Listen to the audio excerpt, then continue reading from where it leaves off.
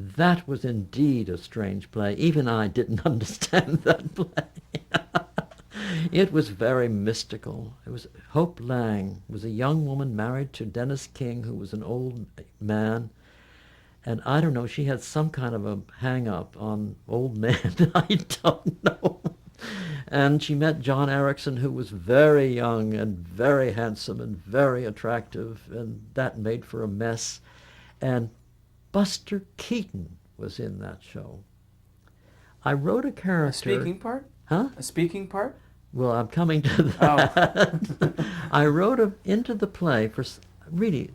I look back on that play. It was about guilt. I know what it was about, and guilt.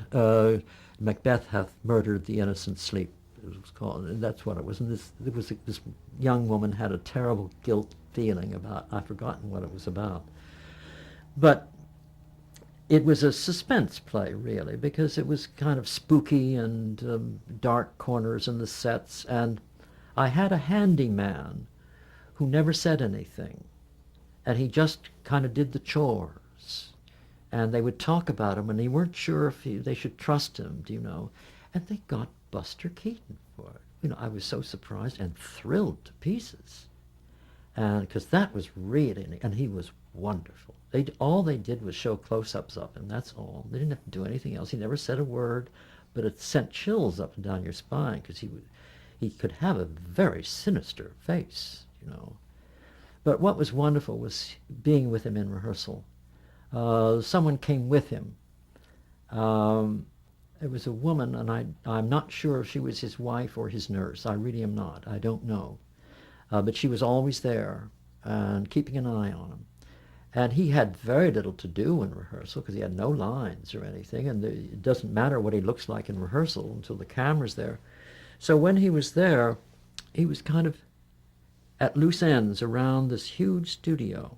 And he was like a little, I used to watch him, I was fascinated. He was like a little boy who is in relative's house, and the grown-ups are talking, and so he's just going around finding little things to do in this strange house, do you know? And that's what Buster would do.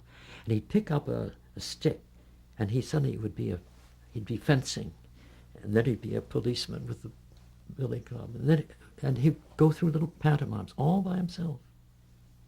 And there was a wonderful woman in that show named Hope Emerson. She was big, tall woman. In the Spencer Tracy movie with Katharine Hepburn, in the courtroom scene where this big woman lifts up Spencer Tracy, I don't know whether you ever saw that movie. I think it's called Adam's Rib.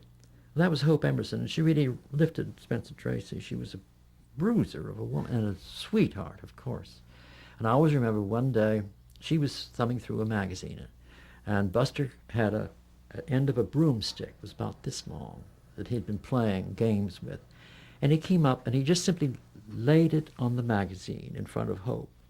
And she said, without turning her hair, "Why, thank you, Buster. That's the best offer I've had all week."